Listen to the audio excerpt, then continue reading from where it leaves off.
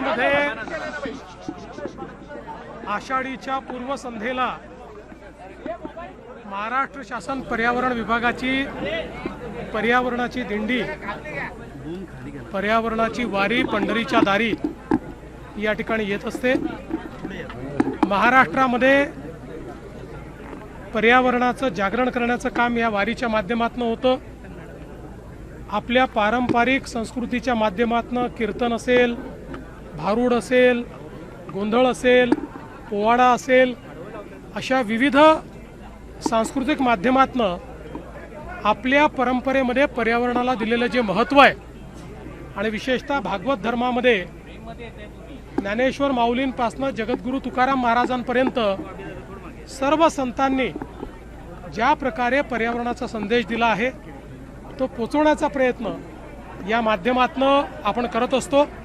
आणि मला अतिशय आनंद आहे की दरवर्षी या वारीला अधिक चांगला प्रतिसाद मिळत असतो।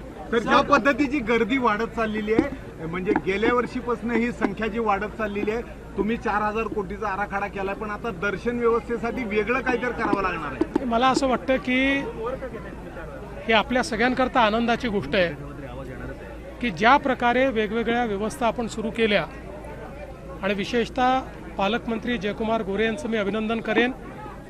जर्मन हँगर असेल, चरणसेवा असेल, बाकी सगळ्या स्वच्छता म्हणजे ज्याला आपण निर्मल वारी म्हणतो, 5000 टॉयलेट्स वारीसोबत जात आहेत, 1000 स्वच्छता दूत हे वारीसोबत चालत आहेत। त्यामुळे कुठेही घाण नाही, कुठेही अस्वच्छता नाही। वारीमध्ये विचारांची निर्मलता तर आहेच, पण वारी तिथनं गेल्यानंतर परिसराची निर्मलता देखील अतिशय उत्तम पद्धतीने ठेवण्यात आलेली आहे। वाळवंटामध्ये आपण बघितलं असेल, कचऱ्याचं कुठे लवलेश नाही, अतिशय सुंदर त्या ठिकाणची व्यवस्था आहे। पाण्याची व्यवस्था त्या ठिकाणी निर्मल पाणी पाहायला मिळतं आहे, त्या ठिकाणी कुठेही घाण किंवा विष्ठा आपल्याला पाहायला मिळत नाही। नवीन घाटाची व्यवस्था देखील झालेली आहे, या खूप व्यवस्था झाल्या आहेत। आणि ही गर्दी किंवा वारकऱ्यांची संख्या, भाविकांची संख्या ही वाढतच राहणार असल्यामुळेच हा आराखडा करायचा आहे। आणि मला विश्वास आहे की पुढच्या वर्षी आपल्याला अजून मोठा बदल याच्यामध्ये पाहायला मिळेल आणि लवकरच हा कॉरिडॉर झाल्यानंतर 40 लाख 50 लाख वारकरी देखील हँडल करण्याची कॅपॅसिटी, ती क्षमता ही आपली तयार होईल।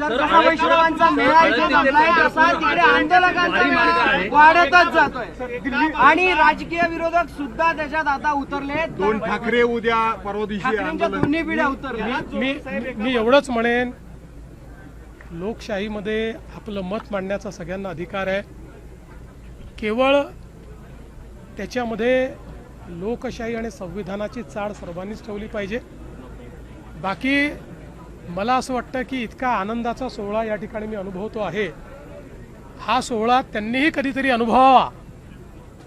आणि विशेषतः जी मंडळी त्या ठिकाणी त्या आंदोलनाचा गैरफायदा घेत आहेत, मी सगळ्यांबद्दल बोलत नाही, काही मंडळी दिसते की त्या ठिकाणी हिंसा करणे, वेगवेगळ्या गोष्टी करणे।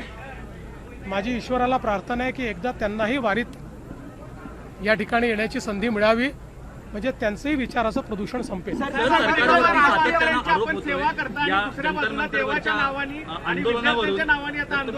माध्यमातून त्याच्यावरती आता काही आपण ऍक्शन घेणार आहात?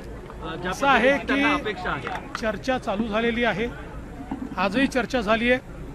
काल सोनम वांगचुक यांनी, आपल्याला कल्पना आहे की त्यांचं जे काही अनशन होतं, उपवास होता, तो त्यांनी सोडलेला आहे, उपोषण सोडलेलं आहे। आज प्रतिनिधींसोबत चर्चा चालू झाली आहे, उद्याही चर्चा होणार आहे। चर्चेतनं मार्ग निघत असतो आणि विशेषतः देशाच्या प्रधानमंत्र्यांनी एक पाऊल पुढे टाकून या ठिकाणी कॉपीच्या या ठिकाणी पेपर फुटीच्या आणि पेपर लीकच्या विरोधात अतिशय कडक कायदा, त्यासोबत special courts, fast track courts आणि अपराध्यांना त्या ठिकाणी जरब बसवण्याकरता तात्काळ शिक्षा, हे जे काही विधेयक आणलेलं आहे, मला निश्चित विश्वास आहे की देशामध्ये आमची जी तरुणाई आहे त्या तरुणाईला याच्यामुळे समाधान होईल. जर राष्ट्रीय स्तरावर जसं आंदोलकांशी बोलण्याचा प्रयत्न होतोय तसं राज्य स्तरावर आंदोलकांशी बोलण्याचा काही प्रयत्न सुरू आहे. आम्ही नेहमीच बोलत असतो. राज्यात कुठलेही आंदोलन असलं तरी आम्ही बोलतच असतो.